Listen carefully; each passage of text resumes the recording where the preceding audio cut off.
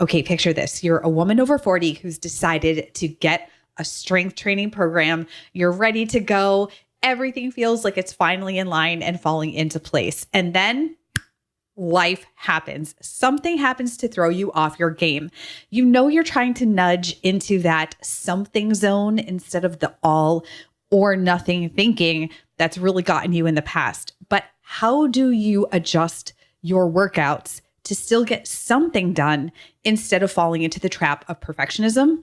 That's exactly what we're going to talk about on today's podcast. I'm laying out 3 different options of how you can adjust your workouts to still get a damn good training session in and continue to make forward progress without breaking your momentum.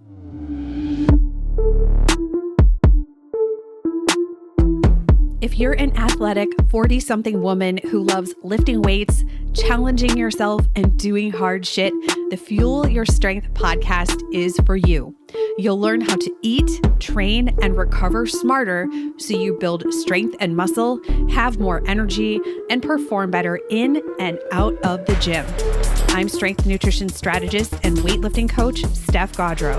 The Fuel Your Strength podcast dives into evidence-based strategies for nutrition, training, and recovery, and why, once you're approaching your 40s and beyond, you need to do things a little differently than you did in your 20s. We're here to challenge the limiting industry narratives about what women can and should do in training and beyond. If that sounds good, hit subscribe on your favorite podcast app, and let's go. Hello, my friend, and welcome back to the Fuel Your Strength podcast. I'm so glad that you're with me today. We're going to be getting into the nitty-gritty today and really thinking about how do you adjust your workout if life is being lifey as fuck, you don't have enough time to get the entire thing done. What do you do? We're going to split this into 3 different options for you so you know how to make adjustments on the fly, because it's inevitable. Even though you're on a strength training program, you know it's time to ditch the random workouts, especially if you're trying to make meaningful progress in areas like muscle growth, strength development, power, and so much more. Being active for the sake of being active is definitely one thing, and sometimes we have to start there. But most of the people that I work with are really trying to make forward progress and see improvements in specific areas. So yes, we're following a strength training program. That's awesome.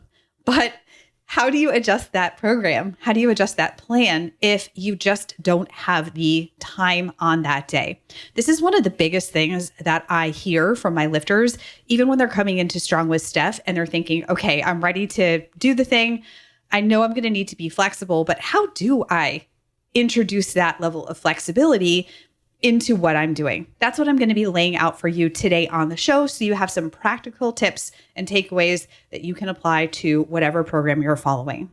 And as a very friendly reminder, if you're enjoying this podcast, maybe you'll consider hitting the subscribe button on your favorite podcast streaming platform, whether that's one of the audio platforms like Spotify, or that happens to be something like YouTube. Your support by subscribing, which is free, is super important and it really does help the show. And I'm so very grateful. And if you want to try a free 7-day sample of the Strong with Steph program, then you can do that by going to stephgaudreau.com/workout. Okay, let's get into it. So it is true that when you're following a strength training program, having that structure is very important. Structure, not just in the short term in terms of what you're doing on the day, but even more so structure on the medium to long term. For example, instead of following a program that is 4 weeks long, it's kind of self-contained, and then you're left to wonder, what do I do after this? There's no clear progression. Now, if you're following a strength training program that does that, that's that sort of medium to longer term progression. And generally, that's going to take the approach of different phases throughout the year where you're focusing on different things. So, for example, in Strong with Steph, when we start out, the main lifts, we have our higher repetition. We're trying to build a little bit of capacity. We're trying to give you the best shot at building a little bit of muscle as you start out, because we know then we can turn around and strengthen that later on. And if you're a bit newer to lifting, we're not going to throw you under a heavy barbell on day 1. It takes time to build up to that, right? Progression, getting there little by little and not biting off more than you can chew, so to say. So that structure is essential, because if you have goals to make meaningful progress in these areas, random workouts that you're pulling off of social media that aren't programmed together, even certain apps where you dip in for a week here or 2 weeks there or a month here, and then it's like switch to the next thing, there's oftentimes no long runway here. It's just whatever the next thing is, and it doesn't always work together. So again, you could probably make some progress on this, especially if you're newer. But if you want to keep things going over time, you need more of a structure. So we get the structured piece. The flexibility piece is where things get a little bit tricky. And so people think, well, how can I have structure, but also include flexibility? And this is where we have to really think cleverly, because in midlife, how you feel on any given day can really change. And certainly, yes, that is true no matter what age you are. But in midlife, there's a lot more unpredictability. You might be having more issues with sleeping. Your stress might be higher. And again, stress isn't something that is novel to midlife, but the number of stressors that my clients are up against at any one time, sometimes they're dealing with, on one side, their younger kids, and then they're also caretaking for their adult parents or family members, those sorts of things. There's just a lot hitting at this time of life. And of course, we have things like perimenopause and that transition and how that can lead to things feeling more unpredictable. Or maybe you're someone who still has a menstrual cycle and it seems to vary and fluctuate from month to month. And sometimes you feel great and sometimes you don't. So adding in flexibility is something that's very important because it allows you to ride the wave.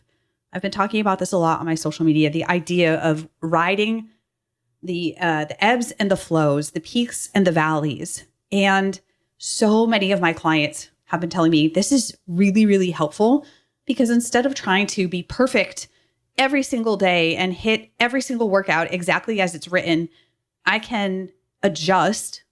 And I'm going to give you 3 examples in this podcast of how to adjust, but I can adjust and still get a pretty good workout. You know, it's not the most perfect day. It's not where I'm feeling at my peak, where I'm going 100% on everything, but I still did something. I still feel like I accomplished something instead of feeling like a failure because I missed a day. And I'm able to weave that into the overall consistency that I have.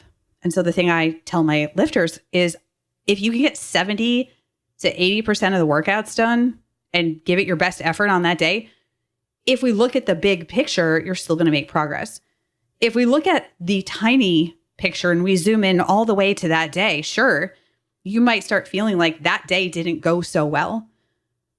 But we want to do things like keep your routine going, right? Showing up, doing your thing. Hey, this is the slot on Tuesdays where I usually go to the gym, or on a Friday, this is when I'm setting time aside to lift in the garage, those sorts of things.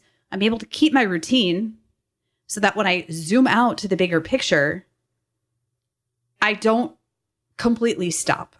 And as long as I'm moving forward, giving it my best effort, I'm going to see progress because I'm not constantly starting and stopping. And that makes it very hard to not only see progress, but to get a good routine going. So I've had quite a few of my clients recently talk about how important it has been to ride that wave. One of my clients said, you know, some days I got 60% effort and sometimes I had 100% effort, or maybe 110% effort. I felt extra good.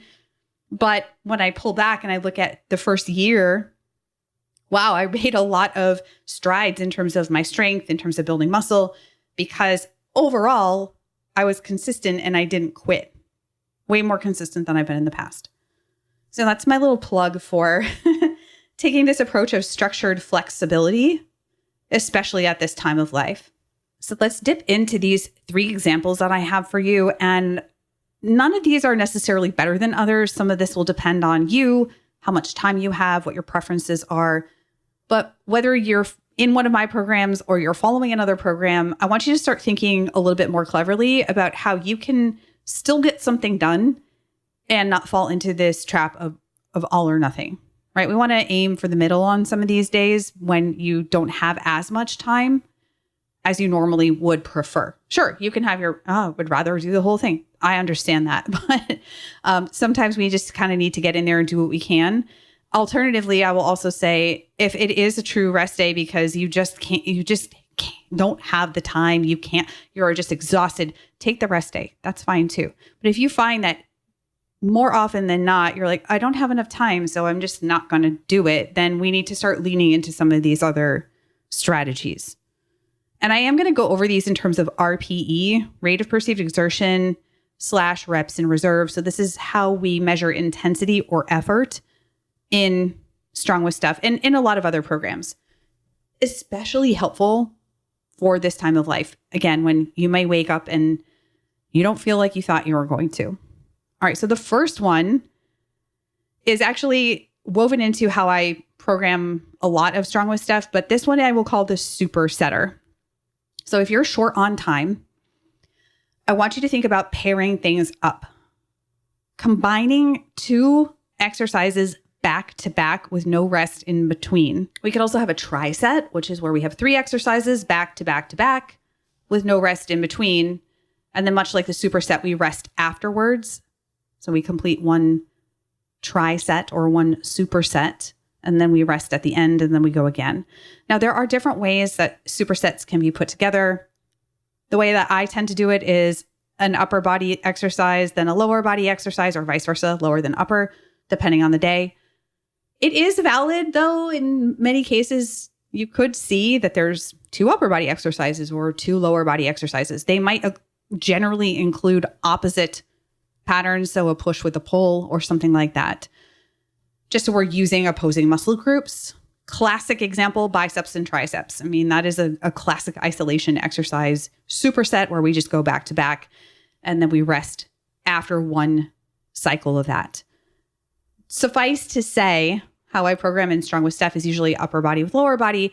So it makes sense that if we are very short on time, we can start to pair the exercises together, upper and lower body, because while the upper body is working, the lower body is less active. Now, am I going to say it's not working at all? Not necessarily. That could also be doing some stabilizing. You might be standing. There's some involvement of the lower body, even when you're doing upper body exercises, unless we're doing some true isolation work. But it gives the opposite part of the body a chance to rest.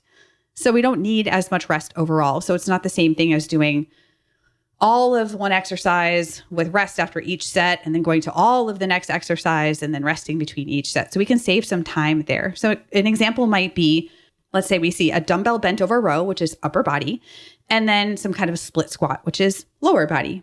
So we might do all of those dumbbell bent over rows, then right into the split squats. Then we rest. Then we do it again. And then we rest. The one caveat I'll say here is that oftentimes what people will tend to do is use the same exact weight. And when we're talking about particularly an upper body with a lower body in a superset, the lower body, if we're talking about compound movements, lower body is much stronger than upper body. So you'll generally need 2 different sets of weights, or depending on if it's a barbell exercise and a dumbbell exercise. So you need to have some more equipment sometimes with this option. But the great part is it does save some time.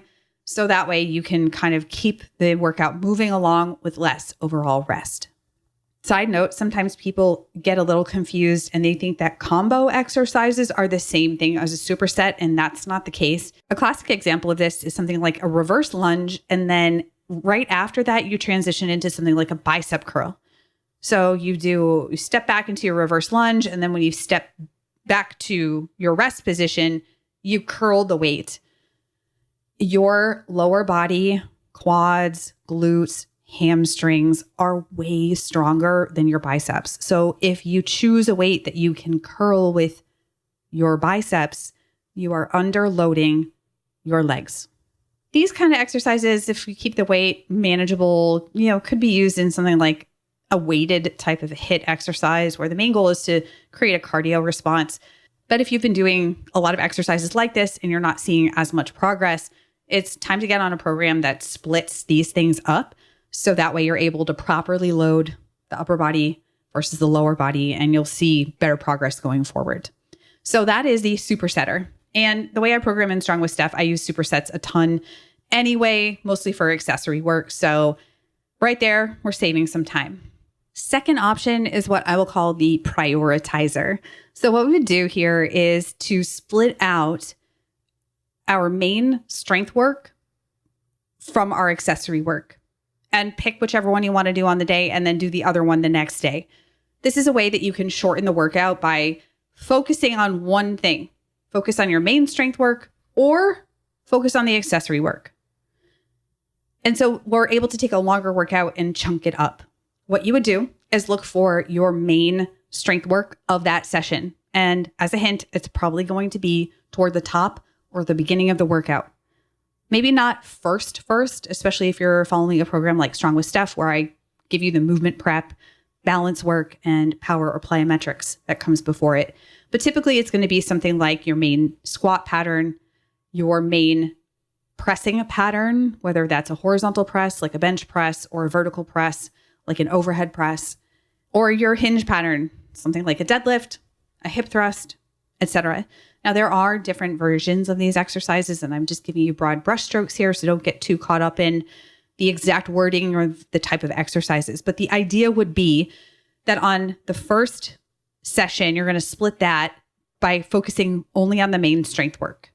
And then the next day, typically, if you have another chunk of time, you'll complete the workout by focusing on the accessory work.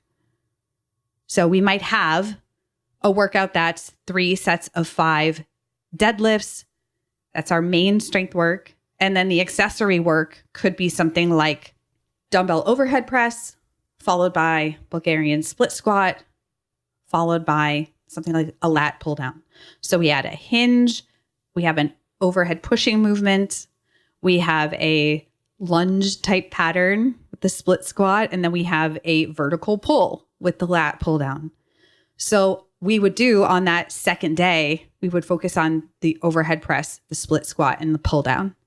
And that way we're able to kind of compartmentalize the workout into 2 parts and focus on the deadlifts 3x5. So that would also include our warm-up sets. Very important. We do specific warm-up, especially if we're moving some relatively heavier loads because we're doing fewer reps. And then the workout's finished. And then we're going to move on the next day. We'll do a warm-up and then we'll go into the accessory work. So I would call that the prioritizer. We're going to be essentially splitting that workout into 2 parts. Probably not something I would do all the time, because that way you'd be doing 6 workouts a week if you're on a 3-day-a-week plan, which can start to get challenging with scheduling and routines. But that is an option. And I do have a fair amount of my lifters who occasionally will do that. They will split the workout. They'll do their main lift, and then the next day they'll come back and they'll finish the accessory work. I've done this as well. And I tend to find it works really well because I can stay really focused on the main strength work and make sure I get some good quality there. And then the next time I go in, I'm able to really just bang out those accessories. All right, last but not least, and this one might be the one that surprises you the most, is what I would call the minimalist. The minimalist. This one is oftentimes hard for people to wrap their brains around because we have this idea in fitness that it was only a good or valid workout if you did a ton of volume, a ton of reps and sets. And way back when Nikki Nadlevy and I looked at some of the Peloton workouts, and I can link that podcast, we saw upwards of 350 to 400 repetitions worth of volume in a single session, which is a lot, especially if you're somebody who maybe has more sensitive joints, et cetera, et cetera. So again, it's sometimes hard to escape this idea that we don't always have to do the most. We don't have to be on the maximalist plan. And side note, this is one of the things I'm going to talk about in an upcoming episode on heavy versus light lifting and, what's the deal with all of this. But if you want to do everything at light, quote unquote, light loads, the number of reps that you have to do to get a good stimulus is a lot. You have to do a lot of reps, and that takes a lot of time. So it's not invalid. It's just there to point out, hey, we might need some other options and not do every single exercise as the most number of reps that we can conceive of. So the minimalist here is where we would just do one challenging set of each exercise. And we want to push the intensity quite high here. Now, I'm not going to say we need to go to failure, especially on compound exercises where the load is quite high, but the occasional isolation exercise, sure. Really pushing it till we have maybe 1 rep left in the tank, maybe none. But if I was moving more weight and I'm doing something like a deadlift or some kind of row or some kind of bench press, some kind of squat, I would take this maybe up to about RPE of 8. So I've got about 2 reps left in the tank. RPE of 8 is a very hard effort. Maybe RPE of 9, maybe, if we're more experienced. So the idea here is we just get one hard set of each exercise and we call it a day. With my lifters, I see people favor this one when they feel like if they got one set of each exercise that they kind of got the complete workout, even if it was a shortened version. You know, they feel like they didn't miss out on any one thing. They still got one of each of the exercises, especially because I tend to program full body. Now, yes, we could probably make the case that this might not be necessarily the optimal strategy for example, muscle growth. If we want a little bit more volume in our week, we want to hit more sets per quote unquote body part, muscle group, etc. We could argue that this is maybe not optimal, but at the end of the day, if this is a strategy we pull out of the hat when we need it, and the rest of our workouts on average are still hitting a pretty good range in terms of number of sets, number of reps, you know, we're getting good volume across the week, we're probably going to be fine, right? We're picking these 3 options as a way to maintain continuity, to keep our routine, to get something done instead of worrying about being perfect, and so on and so forth. As an aside, I believe it was Jeff Nippard on YouTube who did a experiment where he tried to see how minimal he could make his workouts and still, I think it was probably something like, maintain. And it was interesting because he did have some success on this idea of a minimalist program. Now, it might not be for everybody. And I would say if you wanted to do a more minimalist strategy in the big picture, that would probably be better for people who have a really good understanding of what a hard effort really, really feels like for them. So someone who has enough experience to know what an RPE 8 or 9 really feels like. Because if we're going to cut the work down on a regular basis to say one hard set of everything, we really have to make sure that that effort is a strong effort. It's a difficult effort. It's a hard working set. And sometimes when you're newer and you're not as familiar with things like rate of perceived exertion, right? 1 out of 10 scale, or something like reps in reserve. How many more reps do I feel like I could do? That sort of thing is a little bit harder to judge, especially because it is a skill and it's getting to know how you feel and how the weights feel. So it might not be the best strategy long-term for somebody who's newer to lifting, but it could help you maintain, especially if you are in a season of life where things are super crazy and all you've got on the day is one hard set of everything. You feel like you checked all the boxes. And then you're going to move on with the rest of your day, right? You still got something done. Super quick honorable mention here is that in Strong with Steph, I give you a range of sets and reps. So for example, 2 to 3 sets of 6 to 10 reps or 8 to 10 reps. So if you're having a crazy day, you really need to cut things down on that day. Maybe you slide it to the lower side of the total volume range and you do 2 sets of 8 or 2 sets of 6. So that's another way you can go a little bit more minimal without really cutting it back. But that is something that a lot of my lifters use all the time because it's baked right in and you get to sort of select on the day. If you have more time, do 3 sets of 10. Great. Love it. But if not, slide it down to the other side of the spectrum and still get some quality work done. So to recap and review what we talked about here, there are just going to be some days where giving it the full meal deal workout is not really possible. And if you can maintain the habit, the routine of going to the gym, getting in there and still doing something, you're going to be contributing in a really positive way to the overall progress that you're making because you keep showing up. That is the most important thing. Consistency, consistency, consistency with a plan that is flexible. So we talked about 3 different ways that you can save time. And these methods are all a little bit different. None is necessarily better than the other. It just depends on the person. So we had first the superset idea where you're going to pair exercises together and so you cut down on the rest time. We had the second idea, which is where we take our workout and we split it up, focusing on main strength work on one day and then moving the accessory to the next day or the day after that. So we make our total workout time in the gym shorter in that regard. Third, we talked about going minimal and doing 1 hard set of each exercise. Also, make sure you warm up, especially if you're doing compound barbell work. That's really important. So still make sure you do enough warm-up sets to get you to your working set on your heaviest strength work. And then honorable mention there was sliding to the lower end of the rep and set range, especially if your program gives you that option like we do in Strong with Steph.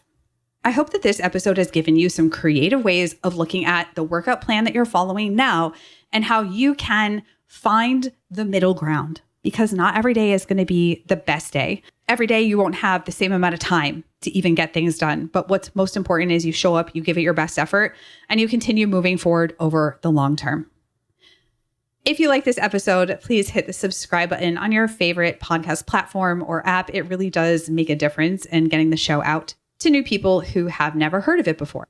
Since I've mentioned it a bunch on this episode, if you want to try a 7-day sample of my Strong with Steph program, this is designed for athletic women over 40 to build strength, add muscle, and improve their athleticism, then check that out at stephgaudreau.com/workout. And if you're ready to jump right in because you know that you just need someone to tell you what to do and lay it all out, and you want to free up some precious mental bandwidth for other important things in your life instead of worrying about what you're going to do when you get into the gym, then check out Strong with Steph. You can find that over at my website, or you can use the handy dandy workaround of going to strongwithsteph.com. All right, that does it for this episode. Thanks so much for hanging out with me. And until next time, when we do it very soon, stay strong.